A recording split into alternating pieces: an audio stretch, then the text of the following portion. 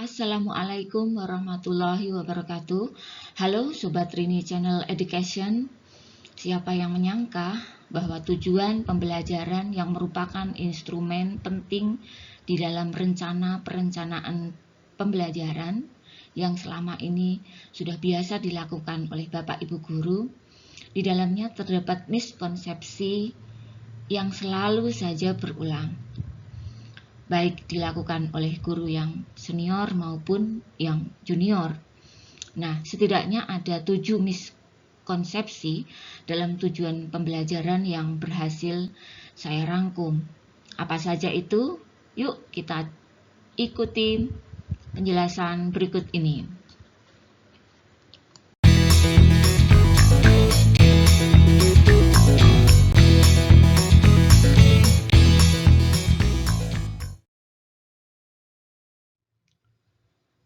Tujuh miskonsepsi dalam tujuan pembelajaran.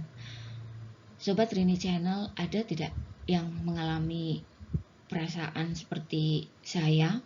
Sudah mengajar selama bertahun-tahun, tetapi kadang-kadang hasil yang diharapkan dari kompetensi siswa itu sepertinya kurang memadai.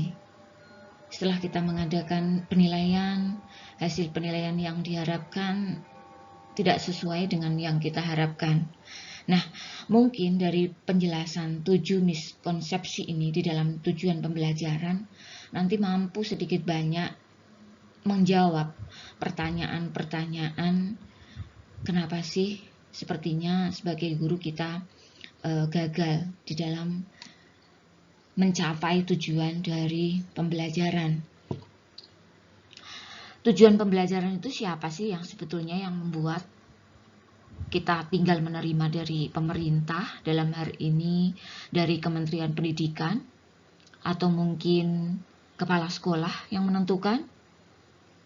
Tidak ya, tentu saja tujuan pembelajaran kita sebagai guru lah yang berperan aktif dalam menentukan tujuan pembelajaran. Nah, berikut ada 7 miskonsepsi dalam kita memahami tujuan pembelajaran, sehingga saya yakin hal ini sangat menentukan nanti pada hasilnya. Yang pertama, misnya adalah tujuan pembelajaran harus berdasarkan kompetensi inti dan kompetensi dasar dari kurikulum nasional. Itu yang kita pahami. Padahal sebetulnya Bapak Ibu, kurikulum nasional itu hanyalah sebagai acuan saja, dan kawan guru tetap dapat merumuskan sendiri tujuan pembelajarannya. Miskonsepsi yang kedua adalah tujuan pembelajaran dipahami sebagai sesuatu yang dibuat oleh pimpinan sekolah. Tapi faktanya tujuan pembelajaran itu seharusnya kawan guru lah yang seharusnya memiliki peranan besar di dalam merumuskan tujuan pembelajaran. Miskonsepsi yang ketiga yaitu tujuan pembelajaran sering dipahami sebagai suatu keharusan yang spesifik dan kompleks.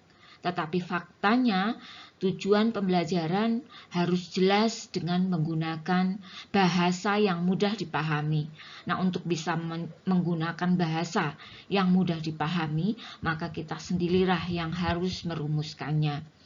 Kemudian miskonsepsi yang keempat adalah tujuan pembelajaran sering dipahami sebagai sesuatu yang adalah pengetahuan yang harus dimiliki oleh murid. Padahal faktanya tujuan pembelajaran adalah pernyataan mengenai apa yang dipelajari oleh murid. Jadi tidak harus semuanya yang kita tujukan itu harus semuanya dikuasai oleh murid. Kemudian miskonsepsi yang selanjutnya adalah membuat tujuan pembelajaran mudah dan cepat. Tetapi yang betul adalah proses pembuatan tujuan pembelajaran itu harus memerlukan analisis yang tepat dan mendalam. Nah, ini nanti akan saya jelaskan lebih dalam di bagaimana sih sebetulnya tujuan pembelajaran itu bisa mencapai tujuannya. Ini harus kita persiapkan, Bapak dan Ibu. Kemudian yang selanjutnya, yang keenam adalah tujuan pembelajaran tidak ada hubungannya dengan asesmen. Ini tentu saja sesuatu yang salah, karena faktanya tujuan pembelajaran harus jelas terdeskripsikan dalam asesmen. Nah, kemudian miskonsepsi yang ketujuh adalah tujuan pembelajaran biasanya dipahami sebagai sebuah daftar konten yang harus diajarkan guru, sehingga seolah-olah apabila kita sudah mengajarkan maka tuntaslah kewajiban kita. Tetapi faktanya tujuan pembelajaran bukanlah konten, tetapi di sana memuat pengetahuan, keterampilan, dan kompetensi yang ingin dikuasai oleh murid. Nah, demikian Bapak dan Ibu, mari kita saling menyemangati, saling memotivasi, saling share postingan, sehingga kita sebagai guru tidak mati di dalam langkah kita. Kita senantiasa aktif dan kreatif dalam saling berbagi, hingga pengalaman-pengalaman yang mungkin di-share Bapak dan Ibu dalam kegiatan mengajarnya mampu membuat kita memperbaiki kesalahan-kesalahan atau miskonsepsi yang sudah lama kita jalankan. Nah, tanpa bermaksud untuk menggurui Sobat Rini Channel Education sekalian, setidaknya ada beberapa langkah ya, cara yang mengatasi miskonsepsi di dalam tujuan pembelajaran. Yang pertama, rumuskan tujuan pembelajaran ya sesuai dengan standar kompetensi peserta didik. Kita berusaha ideal di sini. Kemudian pilih metode pembelajaran yang tepat.